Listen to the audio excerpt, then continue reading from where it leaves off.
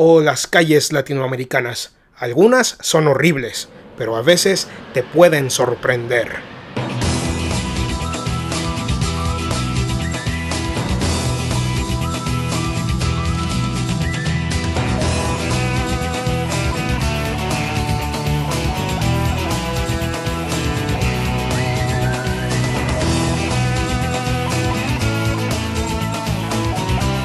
Porque sí, aquello que vieron en mis manos eran un par de gabinetes abandonados en una calle que más bien funciona de basurero.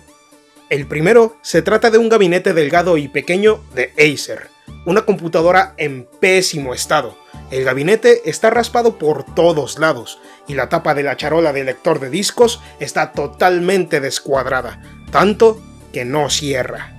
Afortunadamente todos los componentes se encuentran en su lugar. Hablo de la fuente de poder con certificación 80 Plus, tarjeta madre, memoria RAM, disco duro, etc.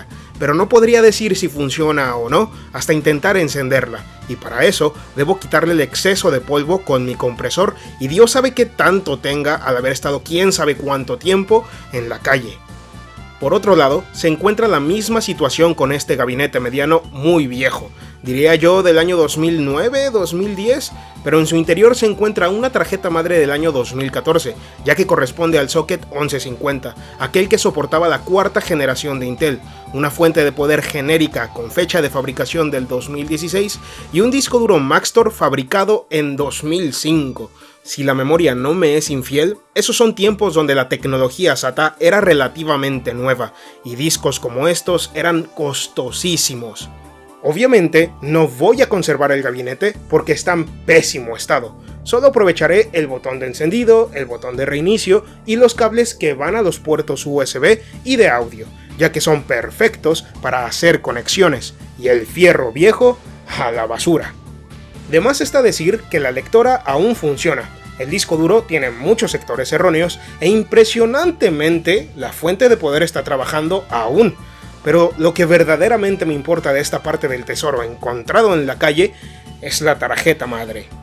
A ver, yo vivo en un lugar que en cierta época del año es muy húmedo, casi que semitropical, ya que me encuentro a tan solo 300 kilómetros del Océano Pacífico y existen lagunas y ríos enormes a no más de 50 o 100 kilómetros de la ciudad, por lo que encontrar estos rastros de óxido para un metal que no está diseñado para estar a la intemperie por mucho tiempo, supongo que es normal. Pero lo que verán a continuación, debajo de ese disipador stock de Intel, me dejó tremendamente perturbado. No soy un analista metalográfico, pero sí tengo experiencia desarmando computadoras, y créanme que en mis 15 años haciendo esto, jamás había visto algo así en el área del socket del procesador, mucho menos la parte superior de un procesador con afectaciones por la misma exposición a una tremenda humedad. Pero si existe alguien en la audiencia que sepa qué coño debe de pasar para llegar a estos extremos, por favor déjenoslo saber a todos en los comentarios. Porque Dios mío, esto es tan chocante para mi cerebro, ningún procesador merece ser tratado así, y no creo que muchos hayan terminado de esta forma a lo largo de la historia de la informática. Les juro que hice lo mejor posible, pero a fin de no dañar la superficie que vive en simbiosis con el disipador para un enfriamiento óptimo del procesador, decidí no utilizar ningún tipo de artefacto metálico para tratar de remover los acumulamientos enormes de sarro. Al final, así es como quedó instalado, más no pude hacer. Antes de hacer la prueba de encendido, decidí quitar la batería de BIOS porque no quería problemas, dado que esta había sido afectada también por la humedad. Al presionar el botón, la corriente entró y todo comenzó a trabajar. La tarjeta encendió y se apagó al poco, pero después de unos segundos volvió a encender automáticamente. Esto lo repitió un par de veces más, lo que significa que está haciendo unas pruebas de seguridad previas, típico de Gigabyte, y me parece que de la mayoría de fabricantes en el mercado. Así que después de mucho sufrimiento, esta tarjeta y el procesador siguen brindándonos de sus servicios. Por algún milagro de los dioses de la tecnología no encuentro otra explicación. Y esto no es más que una fiel evidencia del por qué cuestan lo que cuestan este tipo de productos. Todo el estudio, los cálculos, la investigación, la experimentación, los errores, los procesos de fabricación de esta y pasadas generaciones de procesadores y tarjetas madre permitieron que, a pesar de que los dueños de estas unidades rompieron todas y cada una de las reglas que controlan las condiciones donde deben trabajar, sobrevivieran. Ahora que sé que funciona, puedo comenzar a reacondicionarla.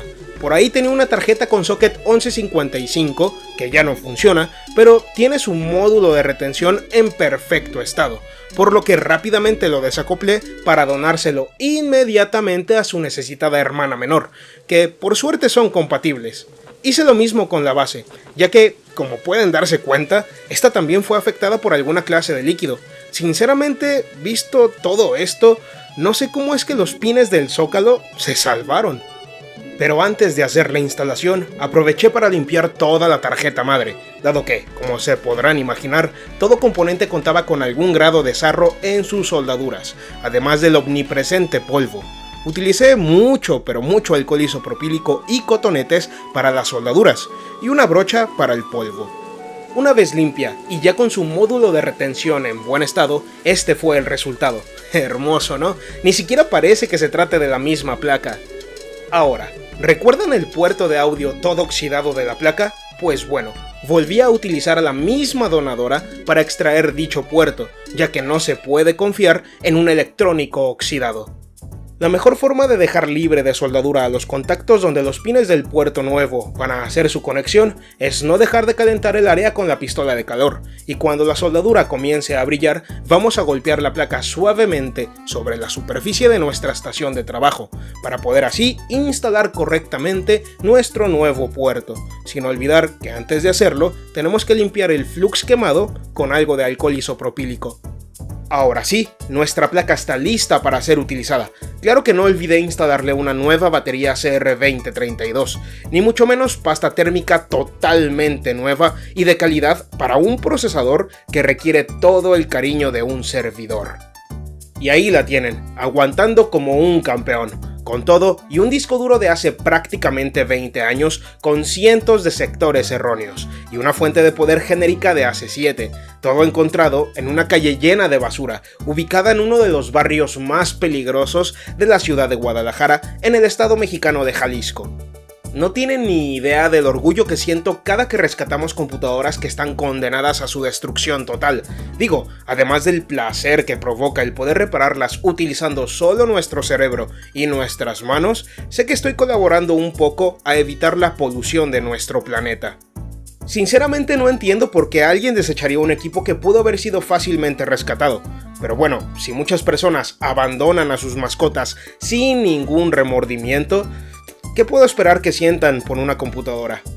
Entiendo que también pudieron haberla tirado por problemas legales. Por tal razón, y porque no me gusta estar husmeando en archivos ajenos por mi integridad mental y moral, no será hoy el día que rompa esa regla.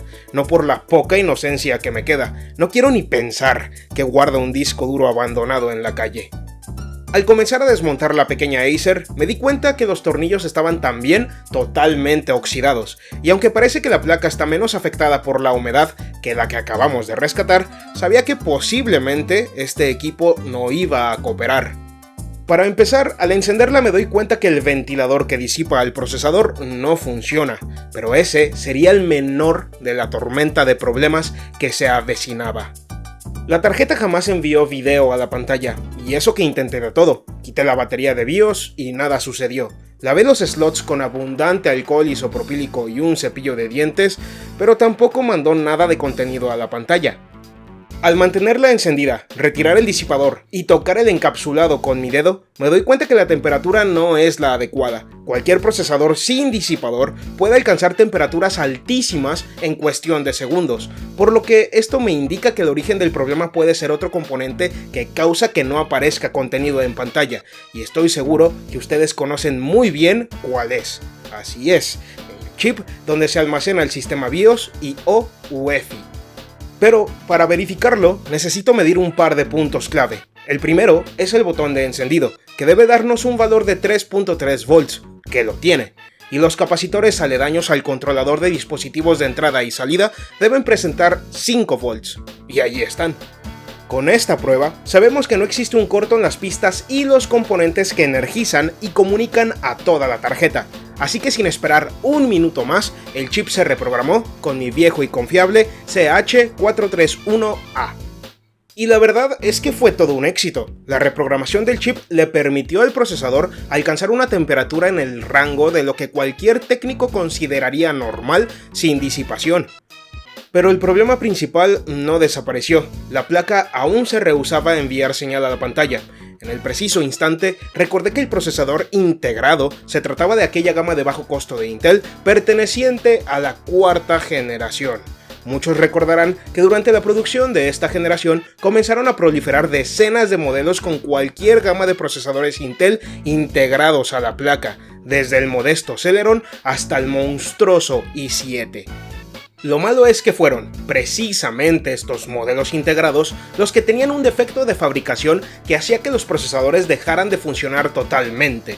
Esto sería fácil de solucionar en una portátil con socket, simplemente quitas y pones un reemplazo funcional, reemplazo que desde la primera generación de procesadores i de Intel incluye también un procesador de gráficos dentro del mismo encapsulado. Pero no con los integrados. Aquí, además de necesitar un procesador funcional, también se necesita un equipo de revaling y un operador con experiencia, cosa que no vale la pena llevar a cabo por dos razones: el costo y porque va a volver a fallar tarde que temprano. Este defecto en la cuarta generación de procesadores integrados de Intel es algo como lo que sucedió por muchos años con las gráficas de ATI, AMD y Nvidia. La diferencia es que Intel, si bien no aceptó su error, lo corrigió inmediatamente, ya que la sucesora quinta generación no padece de este gravísimo error. Y si no me creen, esto es fácil de comprobar, midiendo los capacitores que se encuentran debajo del procesador, ya que cuando este falla entra en corto, por lo que tales componentes también entran en corto al ser su fuente principal de alimentación eléctrica.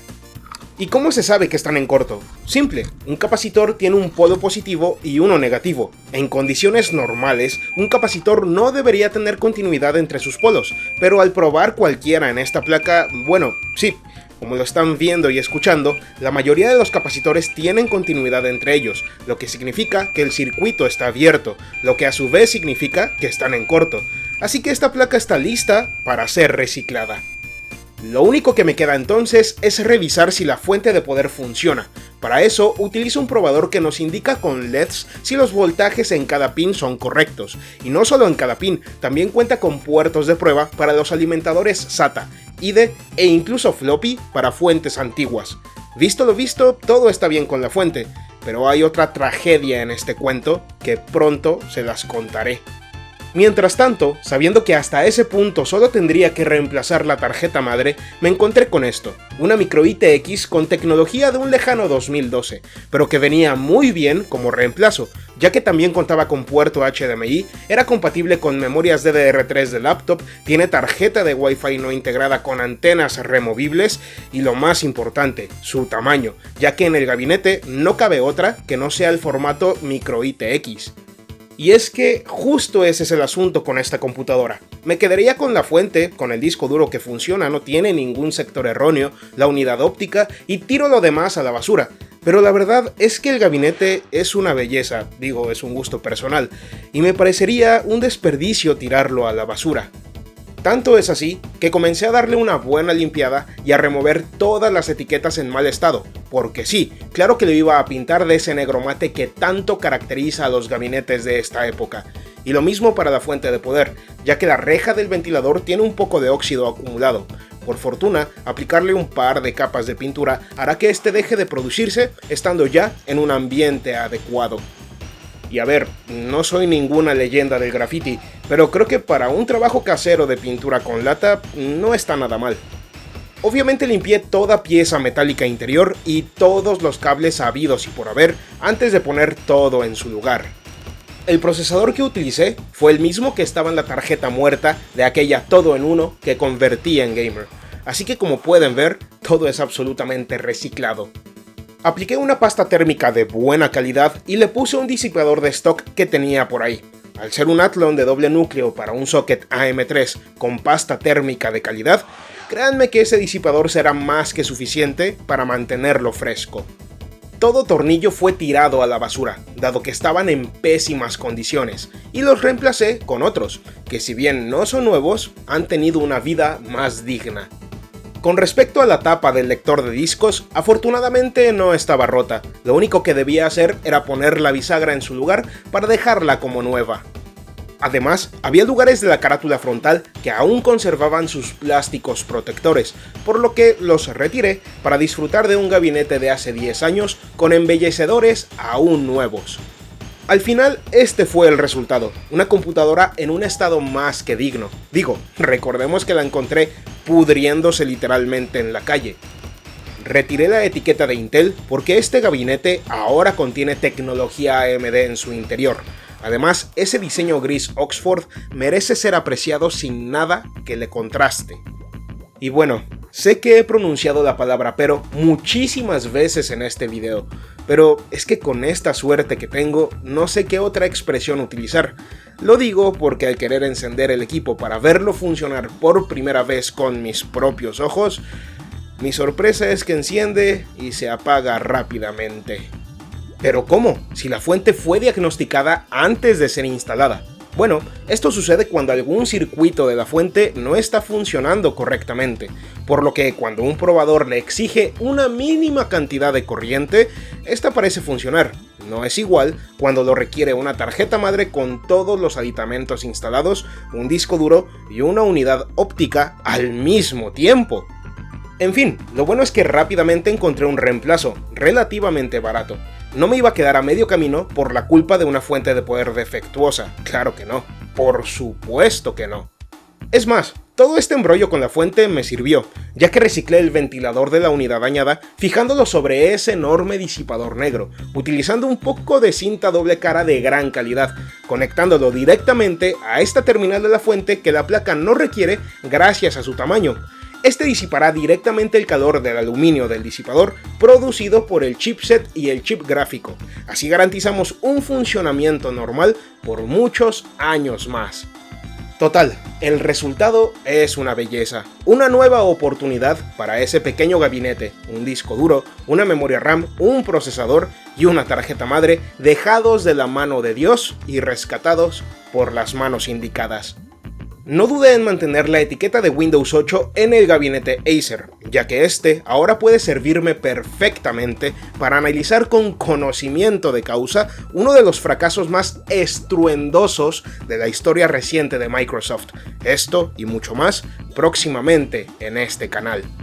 Le mando un caluroso y especial saludo a toda la unión del tío Julio, conformada hasta ahora por Only Words PC, Teo de Luque 5976, Daniel Zúñiga Cuac, Luque V 6559, Carlos Soñate Gallegos 9304, Lucas Fleitas 5215, ¿qué nombre se ponen, amigos?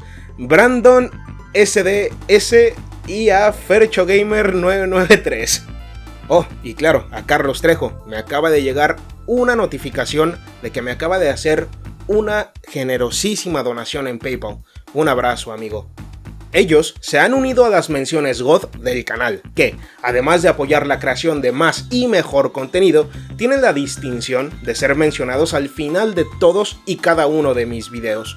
Si gustas y puedes, te invito a ser parte de esta unión. Simplemente tienes que hacer clic en el botón unirse que se encuentra en alguna parte de la pantalla o en la página principal de mi canal, seguir algunos pocos sencillos pasos a continuación y en cuestión de segundos estarás dentro. Gracias a todos por ver este contenido, comentar su opinión, darle like, suscribirse, activar la campanita y seguirme en todas mis redes sociales. Por último y como siempre, yo soy Julio Frausto. Hasta luego.